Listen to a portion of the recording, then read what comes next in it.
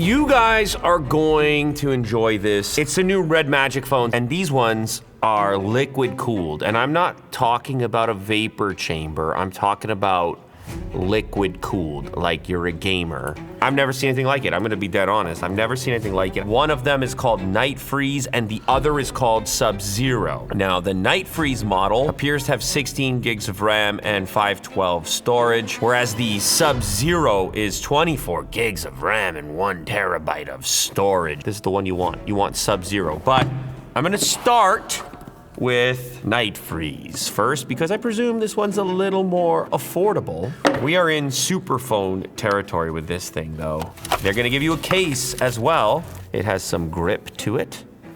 It's smoked. Here's the phone.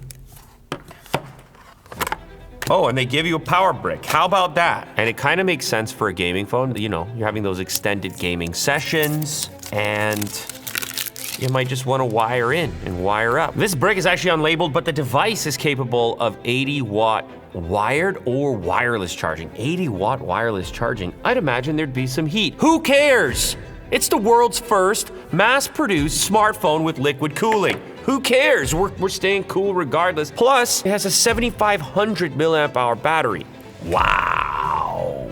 Glass back, totally flat. I mean, it has smartphone cameras, but this is not about a camera prioritization. This is about the better performance and gaming experience. So you don't want to have any bulge. You just want to have a nice uniform experience with your capacitive touch shoulder buttons, your dedicated gaming switch to send you into game mode, power volume rocker, a very boxy design which has been popular for gaming devices. We still have analog for audio because you might want that. Even though it's boxy, the corners have been rounded for a more comfortable grip. One unexpected benefit of the boxy device, the minimal boxy device, is it stands on its own. I don't know if that matters to you, but it can. This is for the pro gamers, professional gamers. And this around here, you're curious about it, that's legitimate liquid cooling. Can you see the liquid in there? Can the people appreciate?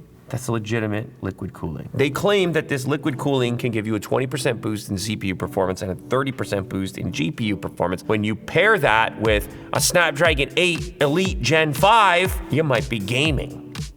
You might be getting some frames on there. It still has some air cooling through what they're calling their signature fan, which is right here. Over here, I can turn on my, woo!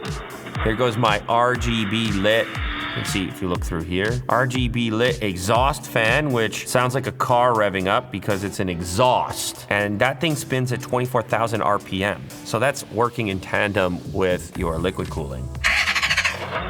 Yeah. Yeah. Yeah. I'm gonna go to game mode. Woo! Yes, sir. The triggers, the capacitive shoulder buttons. You can see the flashing light to remind you that they're there. Those, of course, can be mapped. This works especially well in first-person shooters where you have limited real estate on the screen and you want to keep your thumbs locked in those locations, and now all of a sudden you're firing, put your crosshairs on the other side. That's what I typically do. Oh. So now we have launched Call of Duty Mobile, and look at the liquid moving. Oh my God, on a phone, that's so wild. So we have active cooling, air cooling, liquid cooling. Wow.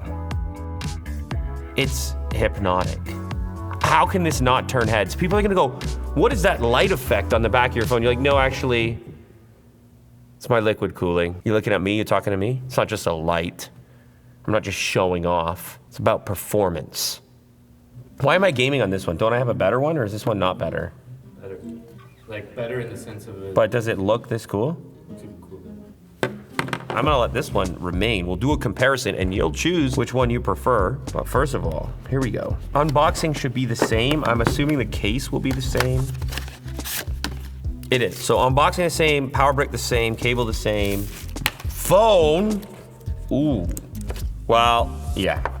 I'm going Subzero. Not everybody wants to have like a white phone, but wow, and the transparency, ridiculous. 24 gigs of RAM, 7,500 milliamp hour battery. It has this kind of chrome or polished steel, metallic frame. It feels very sturdy also. The other thing is you also have reverse wireless charging with a really easy target. So if you have some wireless earbuds or something, you just slap them on there and charge them in the reverse way. The other thing I should mention is the impressive screen to body ratio, because it's a lot of screen. That right there, it's a lot of screen, not a lot of body. They claim 95.3% screen to body ratio, 144 hertz refresh, 2688 by 1216. No hole punch. No front facing camera? Yeah, it's under display. And I look like a princess. I look like a bit of a princess though. Like, there's some smoothing. I'm not that smooth, I promise, guys. Do I wish I was that smooth? Possibly. Again, it's not about the camera here. That's why I have to keep telling you, Mo. It's not what it's about. Why don't we just hit Mo with like a 14 mil, bang, and then let's hit him with the 23, the other one, bang, and we can even do a quick little video mode. Here we go. This is 4K, 60 frames per second, and Mo is just preparing himself for it. I don't know what he's doing right now. I don't know why. Maybe he's a ninja of some kind. That's autofocus. Sorry, what? You know this one. It's the autofocus. Look at it. Focus my hand, then to my face, then to my hand, and now to my face. I've never seen anything like that from Mo before. He turned into WWE for a second there. You know, that's not really what this phone is prioritizing here. Hence the design, shrinking those cameras down into the body. So look at that. Remember this test? How satisfying is that? Zero wobble phone. When's the last time you saw that? I kind of like how it has these, you can see that you're pressing it, so you know your input. If you see the blue and the red, when I press the shoulder buttons, and you can see the area on screen that they're mapped to. It's good. Oh, it's a real immersive environment.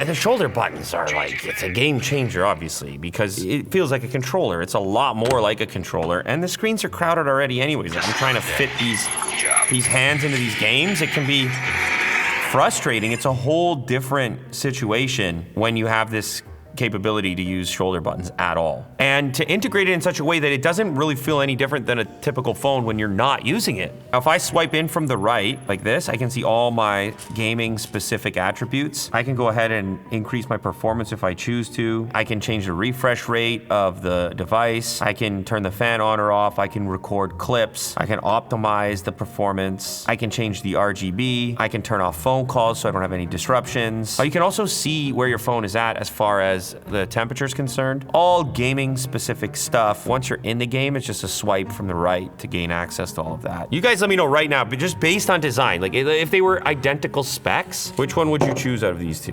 Subzero or Night Freeze? You wanna go more stealth or you wanna go more freeze? Look at this. We are liquid cooling round 2. You gotta admit, it's just kinda cool, guys. Guys, I'm telling you, guys. I'm telling you. Maybe you're gonna turn too many heads. Maybe there's gonna be a crowd gathering. If you would have brought this back in my day, you show up with this baby, you're like, what? What's the problem? Oh, you noticed that? You noticed my phone? It's no big deal. This? It's nothing. Like, what do you mean it's nothing? Never seen that before. Then you're gonna have to give a breakdown to everybody who asks these questions. You're gonna be like, well, what you see here is actual liquid cooling performance in the GPU. Snapdragon 8 Elite Gen 5. Obviously. You know, I actually forgot the IP rating. This thing is waterproof as well, completely sealed. Is that some other type of benefit of their design? It's liquid cooled and completely liquid resistant. They even put out a video of a girl underwater using the device, so that's a unique combination. The other thing that's interesting about the waterproofness of this is the fact that it has this open chamber for the active air cooling, so the fan itself must also be waterproof then.